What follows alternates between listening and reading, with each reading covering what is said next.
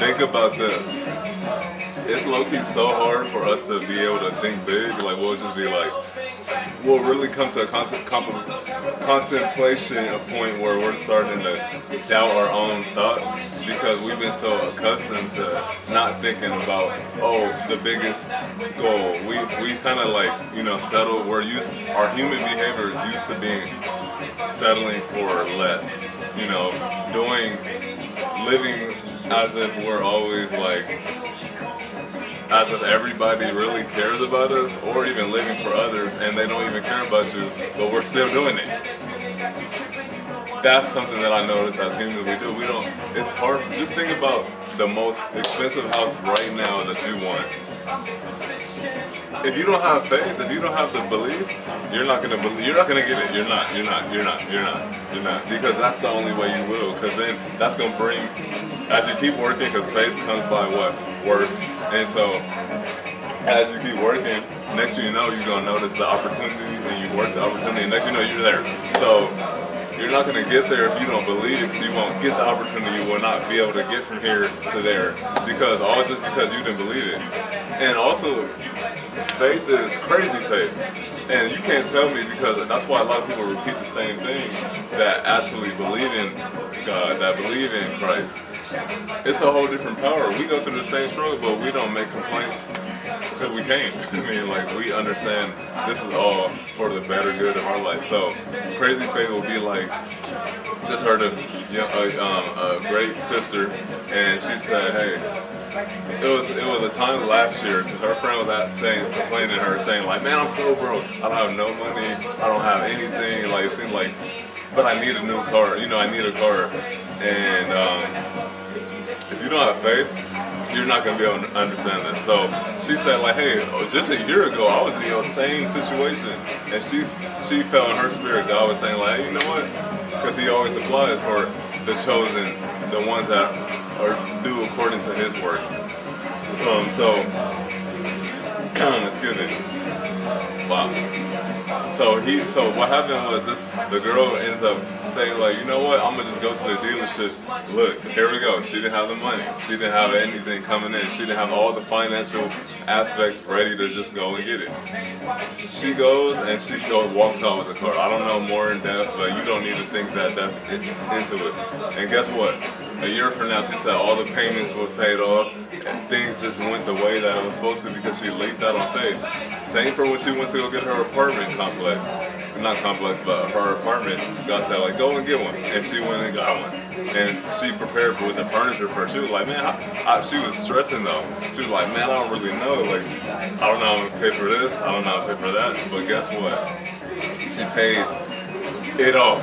And then she moved right on time. Like, everything kind of just fell in her place. But it's because she had the faith to even go look for the furniture before she even had the place. Like, I ain't gonna lie, that's not easy faith right there. That's still a challenge on my end, but I'm right there. I'm right there. And so let me compare that with Tall Guy, his situation where, when he went to get his haircut. Some people might say it's not the best financial move. Some people might say that. That's why you do what you do. That's why you live your life.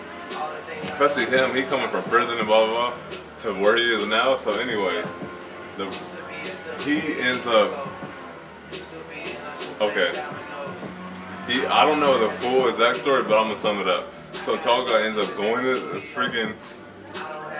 he looks for Hellcats. Okay, he's looking for Hellcats. He was like, man, I think he said he was looking for like 2 weeks. Like, man, I'm probably not, he just stopped really looking as hard. He was like, okay, whatever, because he was like, man, it feel like they're gonna just like charge us the prices anyway. So he said he's seen a deal on one. They saying like, oh, it's a weekend special. You know how they be trying to throw those. I mean, those are actually good specials. So then you can lease one, or you get a deal on it. And so he said like, he was like, man, I'm gonna just like go up there. He didn't expect to walk out, excuse me. He didn't expect to walk out and buy the car, because that's why he didn't bring his girl with him. So then like one can have a car, and then they can trade in the other one, blah blah.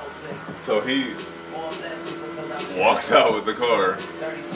He goes off on faith, because he was even saying like, I don't really feel like they're gonna give me the best deal, so I'm not gonna even really do it. And he has a car for a few months too, and doesn't even put it on YouTube. So he wasn't even making money off the car yet until months later. So come on, like it took a lot of faith for him to even do all that. Like for me, that's a $70,000-$80,000 car. That he was thinking big on faith because he, like I said, he had delayed gratification. He stayed with the Honda for a long time, and I believe the Hellcat was not his main car, also, you know, but or maybe it was, but he also I think had another. So, but it all worked in his favor. If he didn't just be like, you know what, I'm gonna just go. He could have just stayed home and just said, like, man, you know, forget that. It don't seem like anything gonna work out. But he did, so and it worked out. And look at what that one decision did for his whole car career.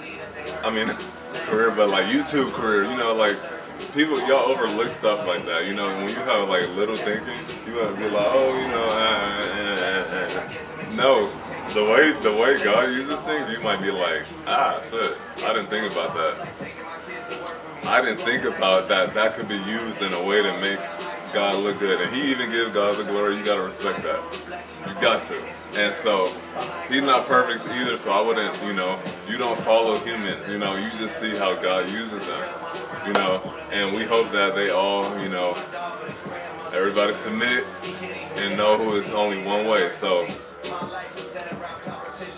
those are two amazing faith stories, and I even had just thought of that, like, man, I gotta think more bigger. Like, that's what Shantia, she said, like, look, God is just calling us to just think way bigger, and it's so true. I have low-key been thinking a little bit smaller, especially when it came with, I knew my car low-key been having issues, and I've been trying to hold it on and this and that, but it was like my spirit has been saying, like, man, this is about right, it's about time. And I've been taking care of this car for 6 years, but it's been having a lot of problems. And then I put like more than 8 to 10 in it, and I'm just like, and it's still stuck. So I mean, but it's a learning lesson. It's a learning lesson. I know this car was stuck before I even got the car. So anyway, move. What happens is, okay, I'm trying to think. Okay, so for me in my situation, yeah, I'm definitely gonna think bigger, as in not just that area for a car, even my house, my dream home, even my dream career, even my purpose, which all comes together in one. I mean, that's just the reality of it. Ain't nothing wrong with materialistic things, but you don't see me praising. Even when I have my herd come, Aventador, anything, sitting out here, I'm not gonna be over here like, oh, I'm not praising this car. I'm gonna be thanking God, like, man, I can't believe it was a time. Hold on.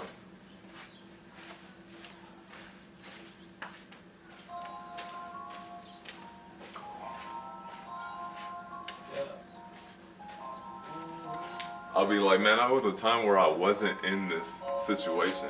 I was in my Camry, you know, like that, you know, that's right there. That's like thinking, like, man, he brought me so far, and at that time, I'm gonna have things to overcome still. So it's gonna just be like just showing my journey, because there was even a time with the Camry, it was all stock, and it wasn't the best looking, I swear.